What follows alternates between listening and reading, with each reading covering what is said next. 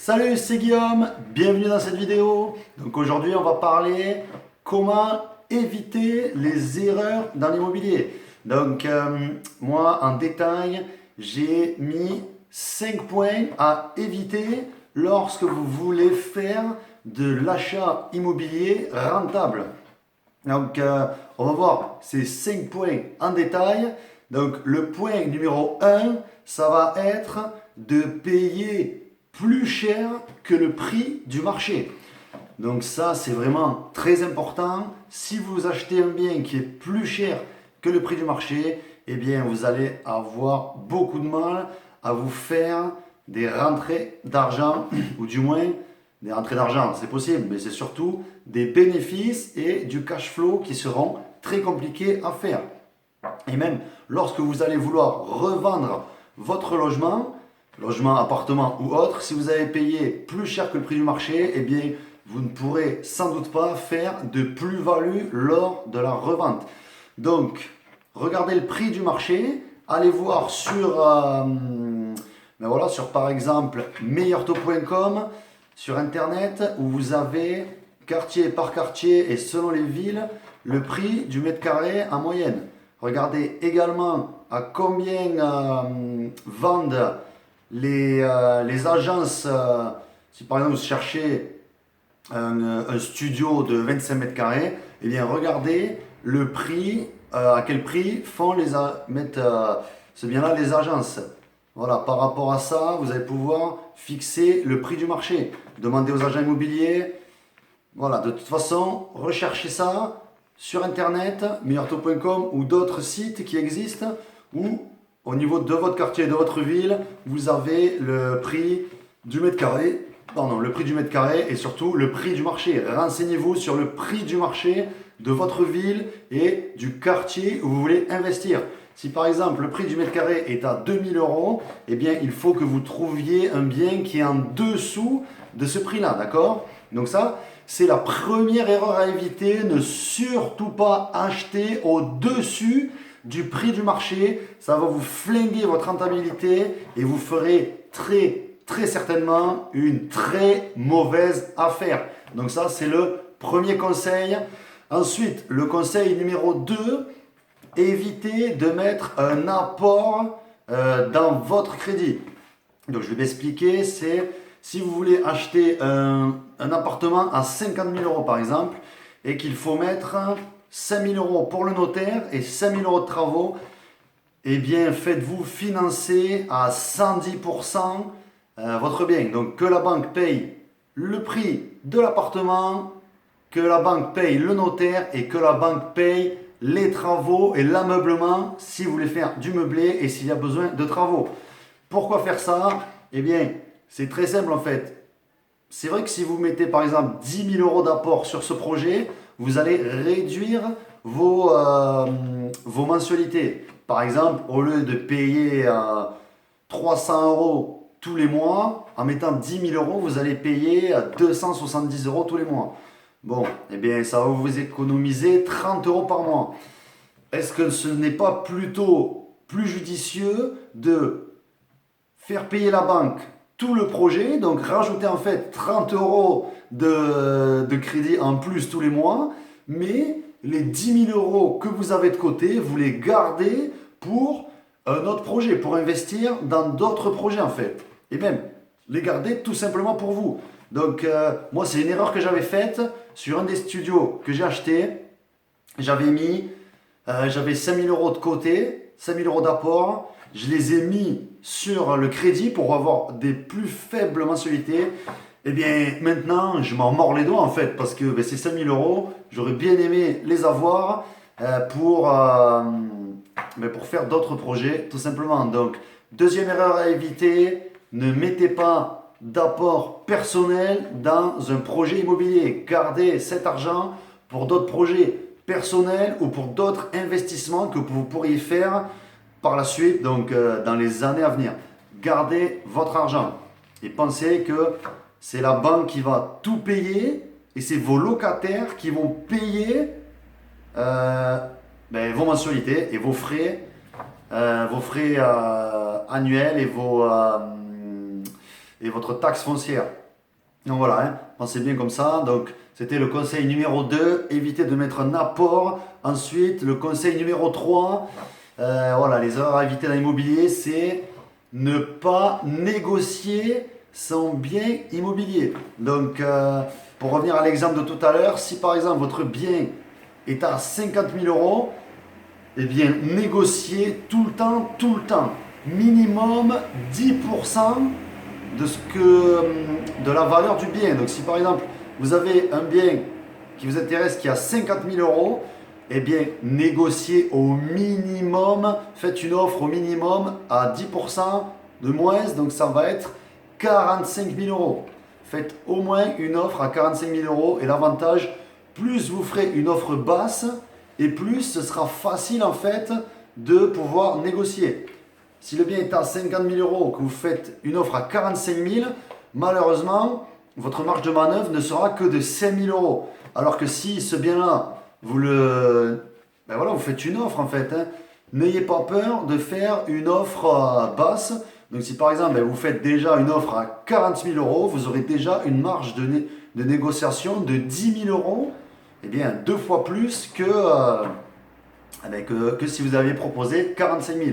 Donc faites une offre minimum en dessous qui correspond à 10% de la valeur du bien que vous regardez.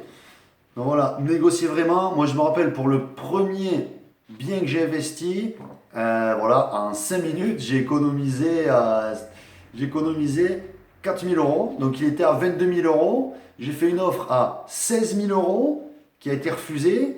Ensuite j'ai refait une offre au-dessus à 18 000 euros. De toute façon, moi, si il n'acceptait pas cette offre, ben, c'était l'offre plancher que je m'étais fixée. Donc voilà, ils sont revenus, ils m'ont dit oui, on vous en propose 18 500. Je dis non, 18 000 euros. Ils ont accepté, voilà, de 22 000 euros, c'est passé à 18 000 euros. 4 000 euros de moins en quelques coups de fil, hein, tout simplement. Donc n'hésitez pas à négocier. Et je sais que pour un autre appartement, voilà, bon, c'était moindre, il y avait un peu moins de marge de négociation, mais juste en posant une question, est-ce qu'on peut négocier? Oui, il est à 32 000 euros. Je dis, bien écoutez, moi je vous en offre 28 000.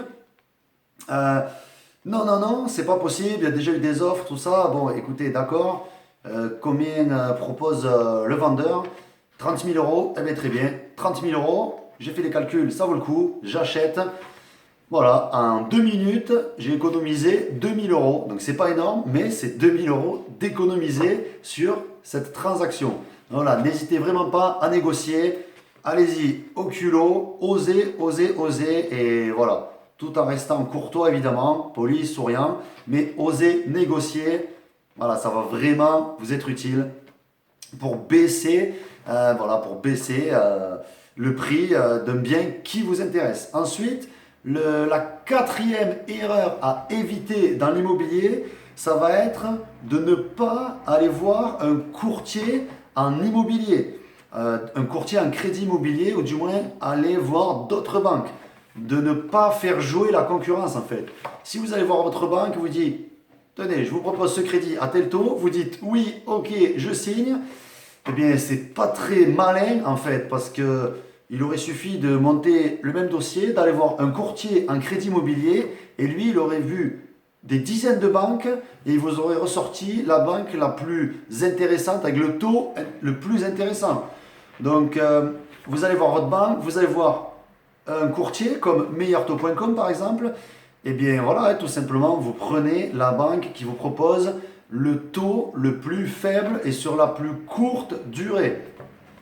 Moi, c'est ce que j'avais fait pour les biens, et en général, voilà, hein, le taux est plus bas et les mensualités, du moins les années à rembourser votre crédit sont plus courtes. Donc, c'est tout bon d'aller voir un crédit ou d'aller démarcher d'autres banques. Moi, je vous conseille vraiment d'aller voir votre banque, un seul dossier, votre banque, et un deuxième dossier, un courtier en crédit immobilier. Ça va vous faire vraiment gagner beaucoup de temps plutôt que d'aller démarcher des dizaines et des dizaines de banques et de remonter un dossier à chaque fois.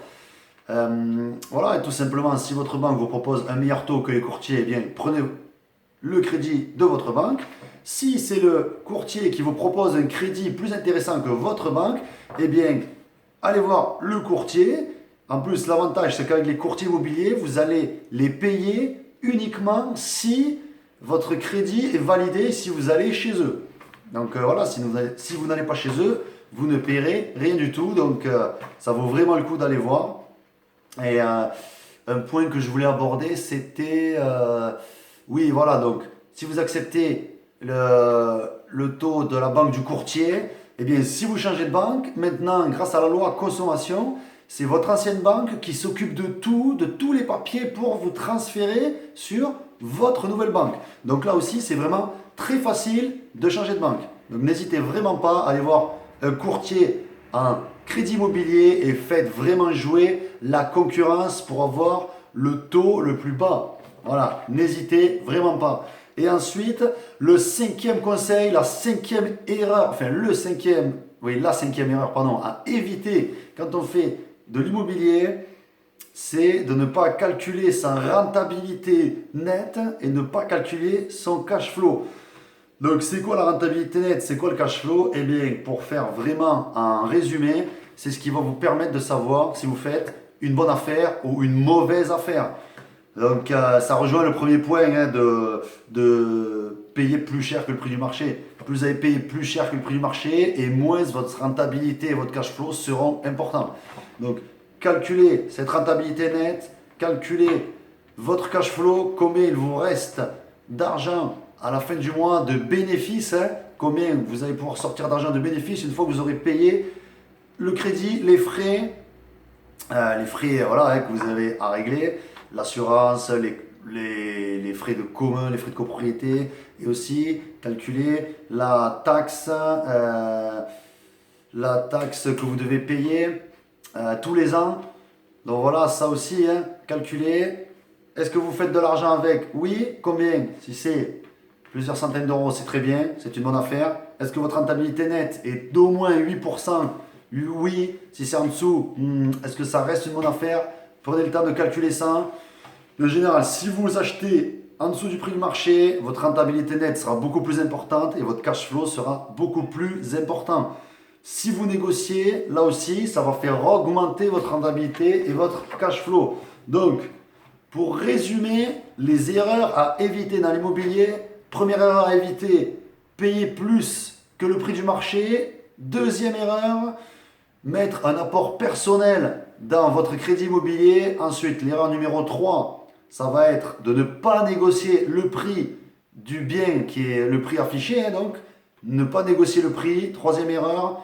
Quatrième erreur à éviter, ça va être de ne pas faire jouer la concurrence au niveau des crédits. Donc, allez voir d'autres banques et surtout allez voir des courtiers en crédit immobilier. Et la cinquième erreur à éviter, ça va être de ne pas calculer sa rentabilité nette et de ne pas calculer son cash flow. Donc voilà, j'espère que cette vidéo vous aura servi.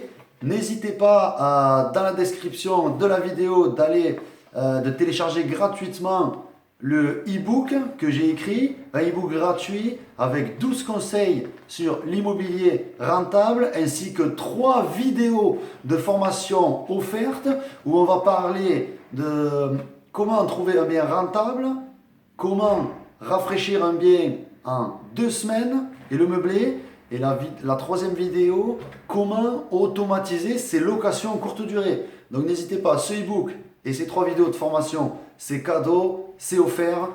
Donc n'hésitez pas à le télécharger. J'espère que cette vidéo vous a plu. On se voit dans de prochaines vidéos. Je vous souhaite une bonne journée. Allez!